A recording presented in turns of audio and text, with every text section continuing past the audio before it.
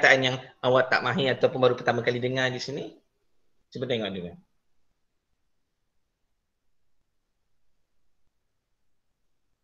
Tak ada? Semua perkataan tahu? Pelosok negara tu apa cikgu? Seluruh negara. Maksudnya setiap inci, setiap ruang tu namanya pelosok. Kalau nak katakan seluruh, dia boleh katakan seantero. Seantero negara. Isu ini merebak bagaikan virus epidemik. Epidemik, pandemik tahu kan? Macam wabak corona ni sekarang ni, pandemik lah.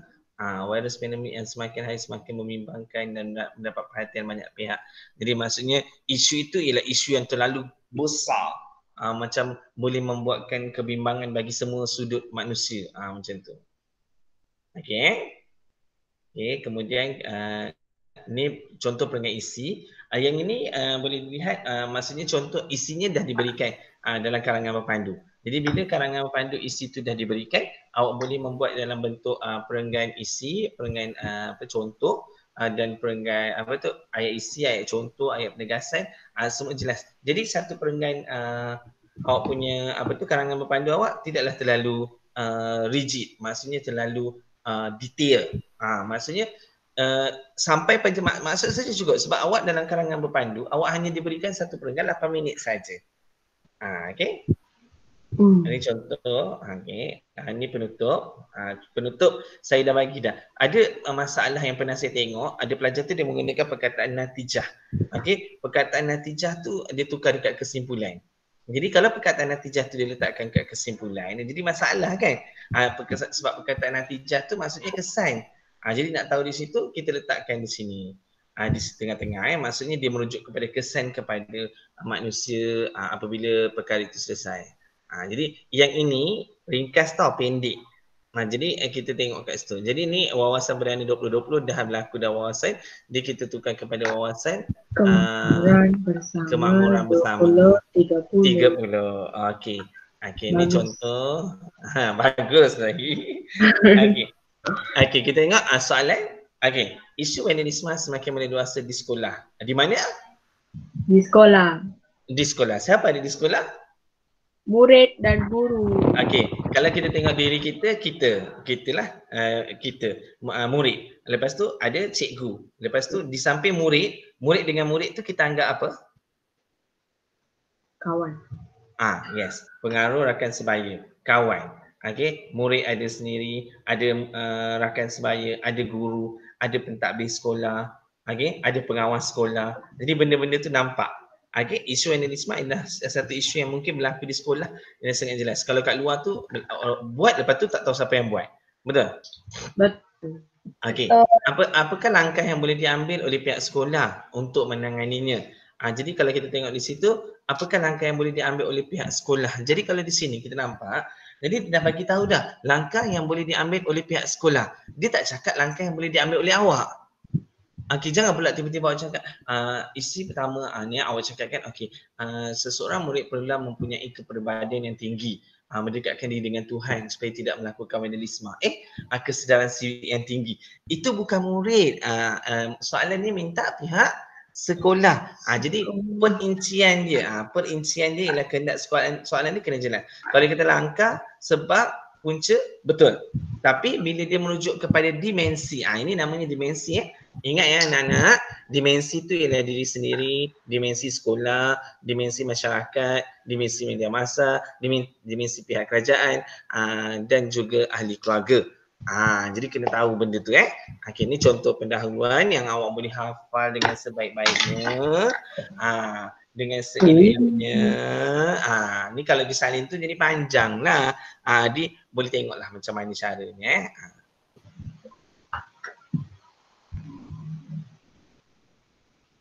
Okey, boleh snack?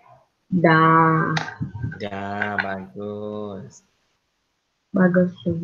Okey, saya bagi 4 contoh perenggan isi yang saya dah rangkakan dia menjadi cantik lah. Okey. Saya tertinggal perkataan sekolah di sini Saya tertinggal perkataan sekolah di situ. Kalau nak tulis kan nanti tak cantik tulisan saya.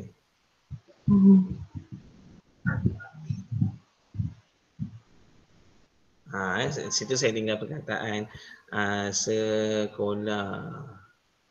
Yes. Kalau nak belajar menulis pakai ni sampai besok Tak habis sampai.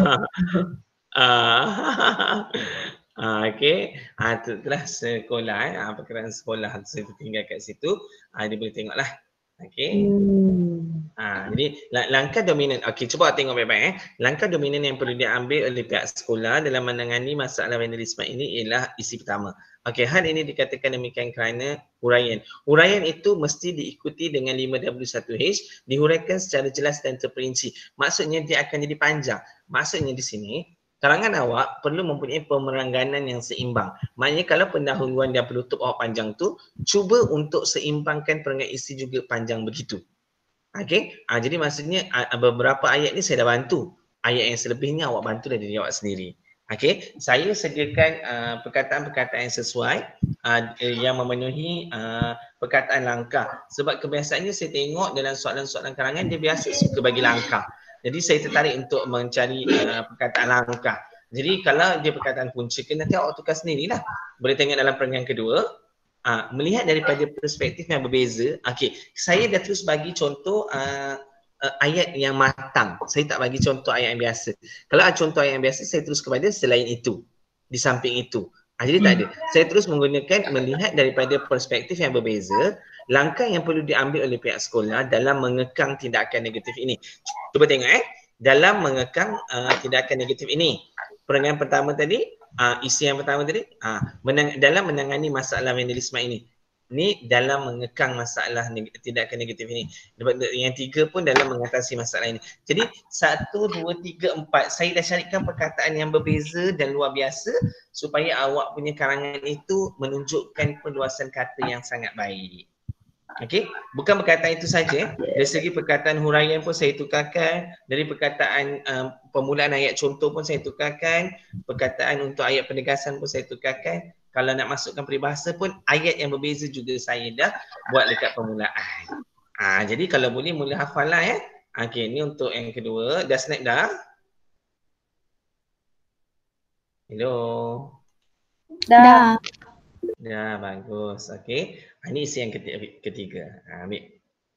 Kalau ada perkataan yang tak faham, ada perkataan yang baru jumpa, terus tanya jangan tertinggal pula awak nanti.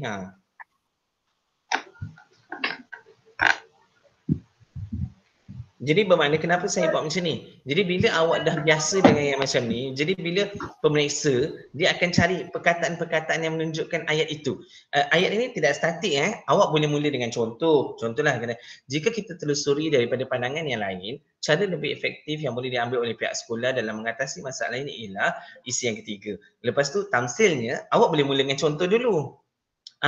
Dia tidak statik. Awak boleh mula dengan contoh, lepas tu awak boleh masuk 5W1H. Kalau rasa awak nak mula dengan 5W1H, mula dengan 5W1H. Tapi 5W1H bukan mengapa perkara ini berlaku? Begini. Perkara ini kita bukan buat dialog mengapa perkara ini berlaku tu dia masuk dalam otak. Dia keluarkan tu hasilnya baru dalam penulisan kita. Faham ya? Faham. Okey, ni isi yang keempat. Ambil. Sorry, yang ketiga ni, perkataan tamsil tahu kan? Tamsilnya ialah contohnya, izharlah maksudnya ialah jelaslah.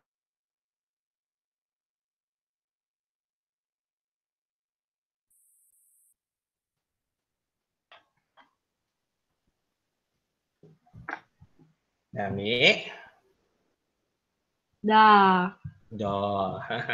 Okey, ini kesimpulan. Oh my god.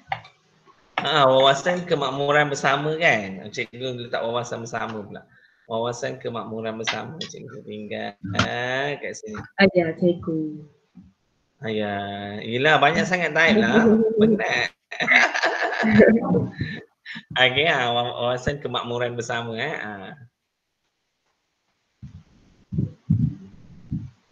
dapat. Langkah sederap. Bersama-samalah kita mengorak sederap langkah memboleh. Bersamalah kita mengorak langkah sederap. nak mengorak sederak, bersama-samalah kita sederak mengorak langkah tu tak ni. Langkah sederak tu maksudnya langkah yang rak rak rak bersama-sama. Dia dah menunjukkan sederak tu bersama-sama. Okey, ada perkataan yang tak faham. Okey, kat sini ke gunung sama mendaki gunung lurah yang masalah tu ialah satu peribahasa. Lepas tu mengamalkan sikap bagai sirih, rumpun, serai, tebu tu satu peribahasa. Kayu hanya sebatang dan unggun api juga peribahasa. Jadi maksudnya saya combinekan, saya gabungkan peribahasa-peribahasa itu menjadikan satu perenggan. Jadi saya terus menggunakan pasal menarik dalam perenggan kesimpulan untuk mengambil perhatian pemeriksa.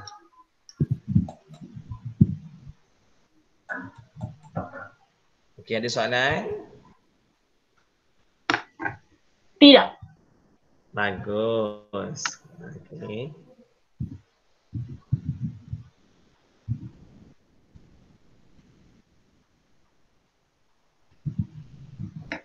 Okey.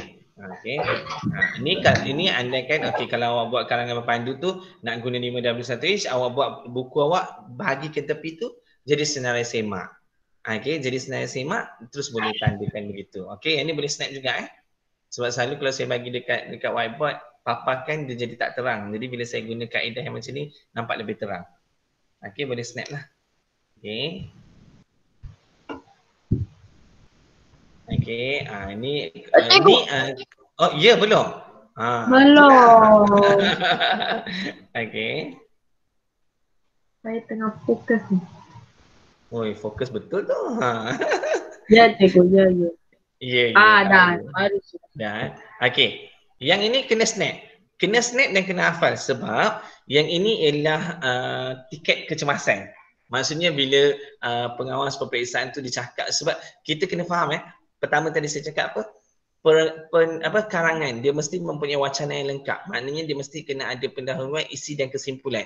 Maknanya ini adalah tiket kecemasan untuk ayat kesimpulan yang sangat simple dan padat dan padu. Jadi kalau pemeriksa tu kata okey masa hanya tinggal 3 minit lagi, dia biasanya akan cakap 5, 3, 1 yang terakhir. Okey masa tinggal 5 minit lagi, kalau rasa awak masih lega lagi okey. Kalau dia kata 3 minit lagi, awak masih dekat lagi perenggan isi yang terakhir, awak tak buat lagi kesimpulan, okey awak terus saja. Konklusinya semua pihak bawah awak hafal yang ini je.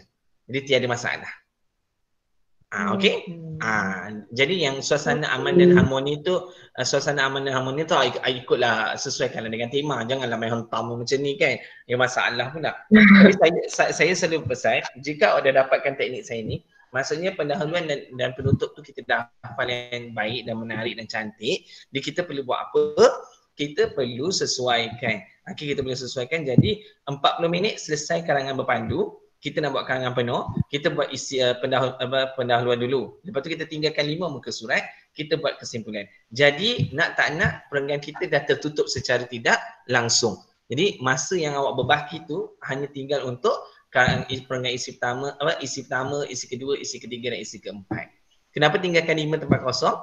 Kalau ada masa baki lagi 10 minit, terus masuk isi yang kelima. Jangan risau sebab idea awak sangat mencurah-curah pada waktu tu dan waktu tu lah all out untuk jawab SPM. Okey? Okey, settle kat situ. Okay. Yang ini ialah bonus bagi awak.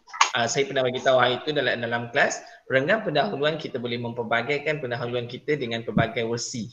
Versi soalan ke, versi puisi ke, definisi ke, fakta ke, sejarah ke, suasana ke, peribahasa ke, gabungan ke, pendapat ke.